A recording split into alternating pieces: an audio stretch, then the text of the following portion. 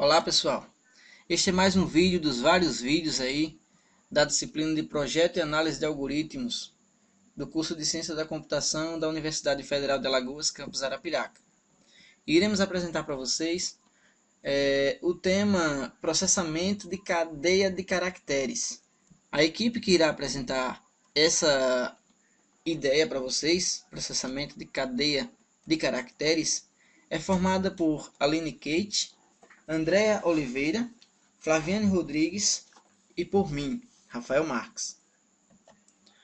Iremos utilizar o seguinte roteiro de apresentação.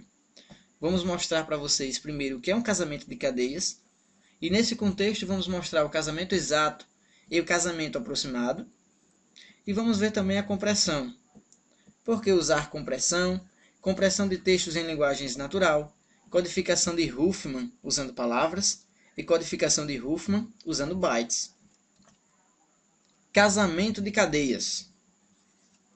Neste contexto, sequências denominadas caracteres é o que chamamos de cadeias de caracteres. E cada caractere presente nessa cadeia é o que chamamos de alfabeto.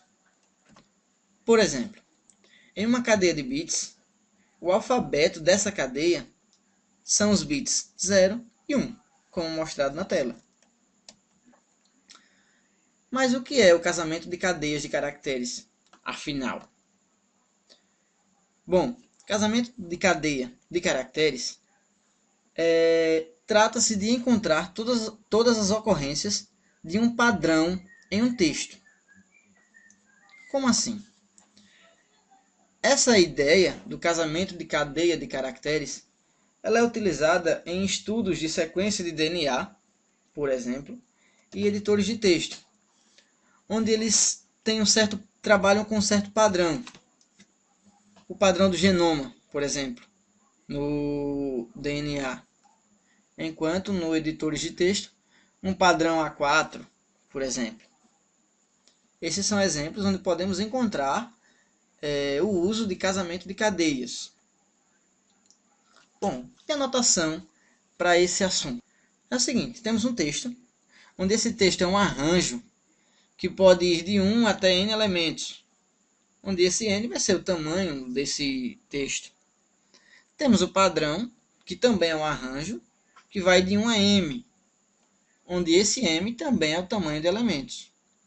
Os elementos desses dois arranjos, o arranjo do texto P e o arranjo do padrão T, são escolhidos de um alfabeto finito de tamanho. Por isso que é importante termos um alfabeto antes. Temos a cadeia de caracteres e temos o alfabeto.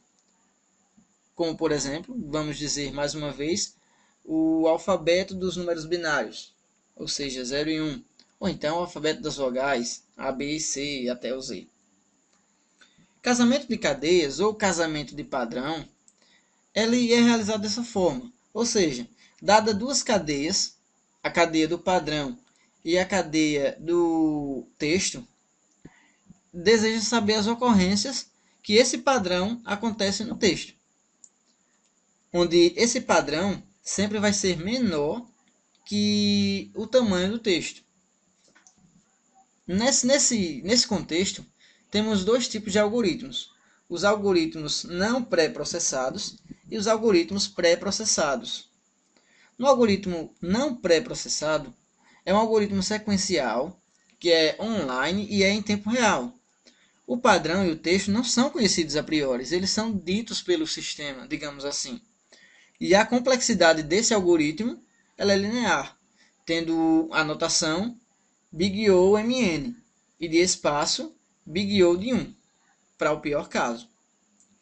Já no algoritmo que são pré-processados, é um algoritmo sequencial, tem um padrão conhecido anteriormente, permitindo seu pré-processamento, e tem a complexidade de tempo Big O de N e de espaço Big O M mais C no pior caso. Um exemplo de algoritmo pré-processado são programas para edição de texto, como eu falei anteriormente. Então vamos lá, casamento exato. O que é isso? O casamento exato consiste em obter todas as ocorrências exatas do padrão, de um certo padrão no texto. Por exemplo, casamento exato. a ocorrência exata do padrão original, ou seja, da palavra original em um determinado texto. Esse é um exemplo de um algoritmo que usa, como eu falei anteriormente, o algoritmo pré-processado. Por quê? Porque é um algoritmo sequencial, ele vai diretamente no texto, na sequência do texto, e a palavra, o padrão, a palavra que ele está procurando, o padrão, ele é previamente conhecido. Então vamos lá. A ocorrência exata do padrão original nesse texto. O texto é o seguinte: o original não se desoriginaliza. O original nunca será desoriginalizado. Ou seja, temos o texto, que é esse texto que acabamos de dizer, e temos um padrão.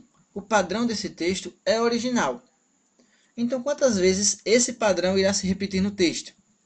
Se formos verificar esse texto, a palavra original ela vai ter 4 ocorrências nesse texto. Como podemos ver, o original não se desoriginaliza. O original nunca será desoriginalizado. Temos 4 ocorrências no texto. Para o casamento exato, temos 2 tipos de algoritmos. O algoritmo de Knuth-Morris-Pratt e o algoritmo de Boyer-Moore-Hetzpohl. No primeiro caso, ele faz a leitura dos caracteres de texto um a um, que é o algoritmo conhecido como algoritmo força bruta, que foi o que falamos anteriormente no exemplo dado. Já no segundo caso, ele faz uma pesquisa do padrão em uma janela que desliza ao longo do texto, pesquisando por um sufixo da janela que se casa com o sufixo do padrão. Ou seja, ele vai procurando por palavras que tenham algo a ver com o padrão. Por comparações da direita para a esquerda, ele analisa o caso e processa. Como o mais utilizado é o algoritmo força bruta, vamos exibir para vocês esse algoritmo implementado. E como eu falei anteriormente, ele é o algoritmo mais simples para o casamento de cadeias. A ideia deste algoritmo é tentar casar qualquer subcadeia no texto de comprimento M com o padrão. Eis o algoritmo força bruta, onde temos o método força bruta, que vai receber um tipo de texto, e o tamanho desse tipo de texto, e vai receber o tipo do padrão, que também vai ter seu tamanho.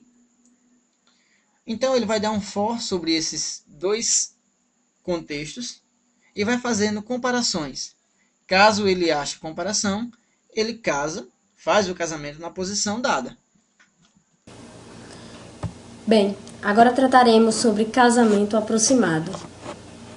É ele quem permite as operações de inserção, substituição e retirada de caracteres do padrão. Então tomemos como exemplo a palavra original.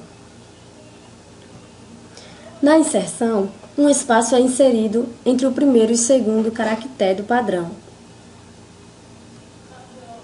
O último caractere é substituído pelo caractere U. E na retirada, o último caractere do padrão é retirado. Vamos falar agora sobre compressão. Compressão é o método tradicional que gera maior economia de espaço. Sendo assim, o texto comprimido ocupa menos espaço de armazenamento. Por que usar compressão? O ganho obtido é ter menos tempo para o texto ser lido no disco ou ser transmitido por um canal de comunicação e para ser pesquisado.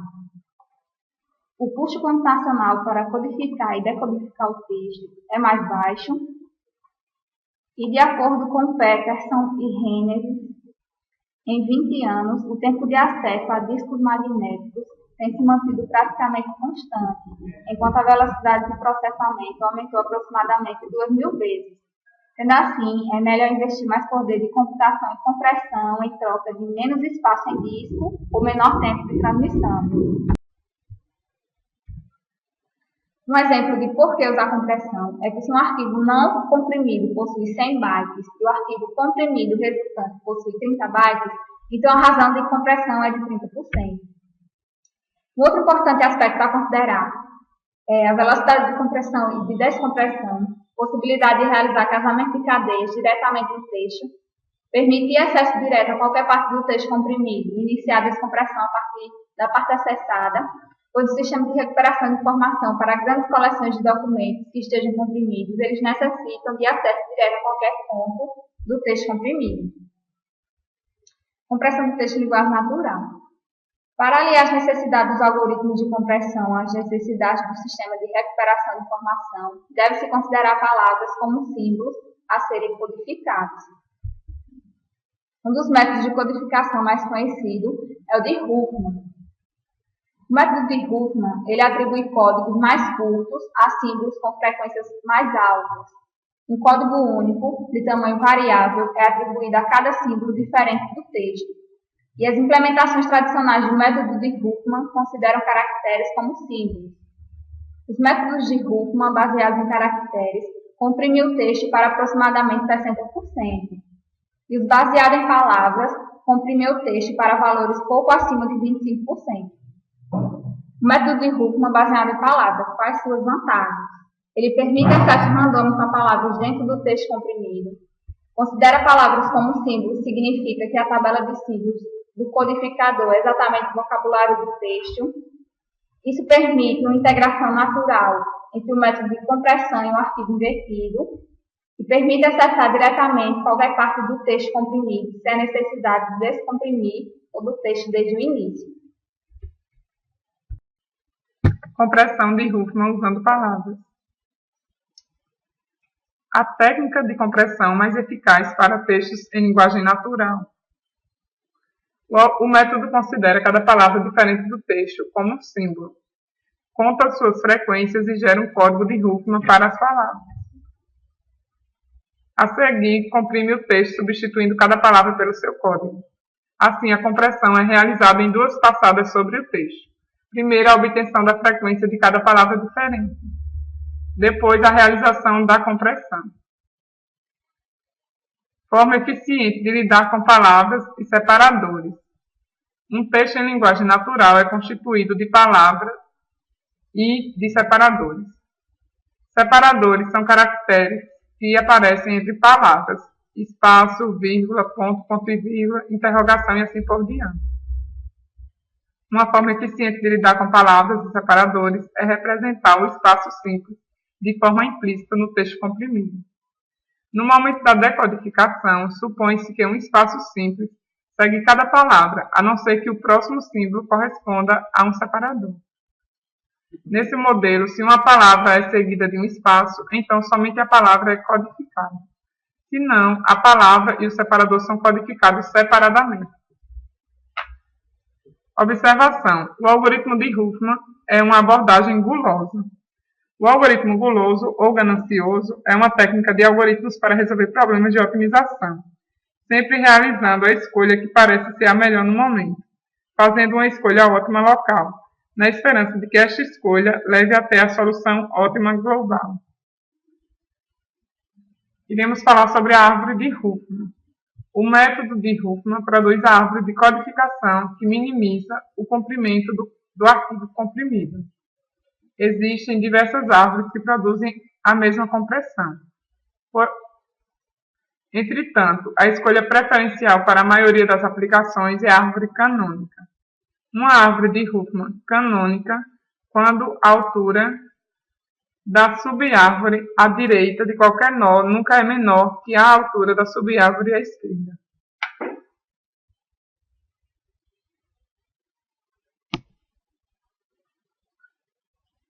Código canônico. Os comprimentos dos códigos obedecem ao algoritmo de Huffman. Códigos de mesmo comprimento são inteiros consecutivos. A codificação de Huffman usando bytes, proposto por Huffman em 1952 e modificado por Moura, Navarro, Ziviani e Biasi-Yates em 2000. A árvore de Huffman orientada a bytes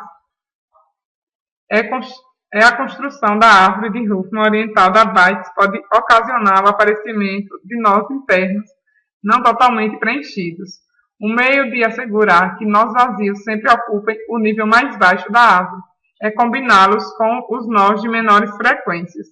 O objetivo é movê-los para o nível mais profundo da árvore. Bem, gente, é isso. As referências estão a seguir.